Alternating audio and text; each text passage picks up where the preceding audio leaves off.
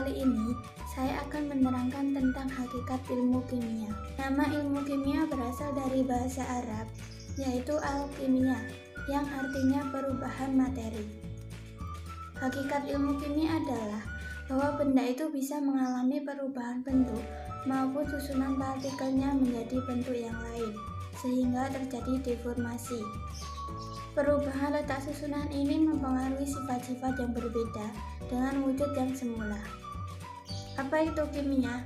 Kimia adalah ilmu yang mempelajari mengenai komposisi, struktur, dan sifat zat atau materi dari skala atom hingga molekul serta perubahan atau transformasi serta interaksi mereka untuk membentuk materi yang ditemukan sehari-hari. Ilmu kimia juga memiliki metode ilmiah. Metode ilmiah adalah metode sains yang menggunakan langkah-langkah ilmiah dan rasional untuk mengungkapkan suatu permasalahan yang muncul dalam pikiran kita. Metode ilmiah terdiri atas tahap-tahap operasional berikut. 1. Pengamatan atau observasi. Pengamatan dapat dilakukan secara kualitatif ataupun kuantitatif. 2. Mencari pola hasil pengamatan. Proses ini sering melahirkan rumusan berupa hukum alam. Hukum alam yang digali oleh manusia merupakan suatu pernyataan yang mengungkapkan perilaku umum suatu objek atau gejala yang diamati. 3. Perumusan teori. Suatu teori terdiri atas sejumlah asumsi sebagai pijakan untuk menerangkan perilaku materi yang diamati. 4. Pengujian teori. Teori merupakan gagasan manusia untuk menerangkan perilaku alam yang diamati berdasarkan pengalamannya. Ilmu kimia juga memiliki beberapa manfaat, meliputi 1. Pemahaman kita menjadi lebih baik terhadap alam sekitar dan berbagai proses yang berlangsung di dalamnya. 2. Mempunyai kemampuan untuk mengolah bahan alam menjadi produk yang lebih berguna bagi manusia. 3. Membantu kita dalam rangka pembentukan sikap. Terdapat pula beberapa cabang-cabang yang lebih khusus dalam kimia. Cabang-cabang ilmu kimia terbagi atas beberapa jenis, yaitu 1. Kimia analitik, 2. Biokimia, 3. Kimia anorganik, 4. Kimia organik, 5. Kimia fisik, 6. Kimia teori, dan 7. Kimia nuklir. Keselamatan kerja di laboratorium. Laboratorium adalah suatu tempat bagi seorang praktikan untuk melakukan percobaan. Ilmu kimia juga memiliki jenis bahan kimia berdasarkan sifatnya, yaitu 1. Mudah meledak, 2. Pengoksidasi, 3. Karsinogenik, 4. Berbahaya bagi lingkungan, 5. Mudah menyala, 6. Beracun, 7.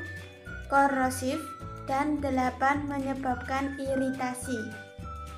Dalam kimia terdapat beberapa persiapan kerja di laboratorium, meliputi 1. Menggunakan peralatan kerja, kacamata, jas praktikum, sarung tangan, dan sepatu tertutup. 2. Saat berada di laboratorium, dilarang untuk makan, minum, dan merokok.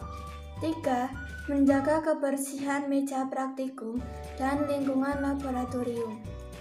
Di lingkungan laboratorium terdapat benda-benda yang berbahaya. Berikut ini ada beberapa simbol bahaya. 1. Eksplosif atau mudah meledak. Contohnya etanol, aseton, asam asetat, dan lain-lain. 2. Flammable atau mudah terbakar. Contohnya belerang, logam alkali, alkohol, dan lain-lain. 3. Toksik atau beracun. Contohnya asam sianida, asam sulfida, karbon monoksida, dan lain-lain. 4. Iritan atau menyebabkan iritasi. Contohnya amonia, bensil klorida, dan lain-lain. 5. Korosif atau korosif. Contohnya belerang dioksida, klorin, dan lain-lain. Ilmu kimia mempunyai beberapa peran kimia dalam kehidupan. Berikut ini peran ilmu kimia di berbagai bidang kehidupan. 1. Bidang kesehatan. Bahan-bahan kimia sering digunakan sebagai obat-obatan. Hal ini dipelajari dalam cabang ilmu kimia farmasi. 2. Bidang pertanian.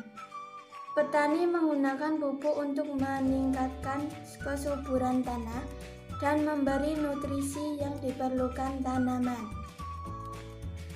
Adapun pestisida untuk menanggulangi hama. 3.